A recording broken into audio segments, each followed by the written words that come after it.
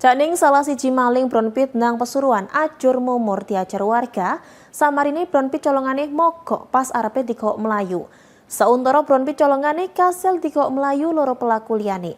Lah saiki petugas sik nguber loro pelaku liyane sing identitase wis dikesaki polisi.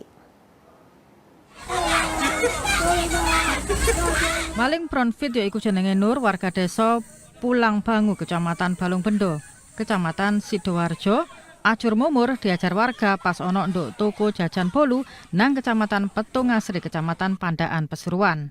Pelaku gak iso obah pas bronfite mogok, gak iso di starter pas arepe mlayu nyolong bronfit. Gak suwe pelaku ditegep ambek sing duweni bronfit.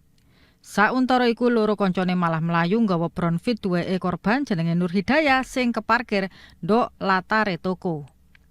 Tekan keterangane polisi, pas iku ketelu pelaku teko nduk latare toko bolu.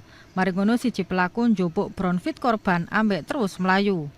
Jare Kompol Slamet Suprayitno, Kapolsek Pandaan jelentrehno, lek pelaku jenenge Nur nasibe apes. Polai bronfite mogok gak iso di starter akhire kasil ditegep warga. Gak kakean cangkem, warga ngekei Nur bogeman ambek ngenteni tekone montor patroli polisi Pandaan. Saiki petugas kepolisian cek ngejar loro pelaku liyane sing identitase wis dikesak ambek polisi. Abdul Majid, CTV.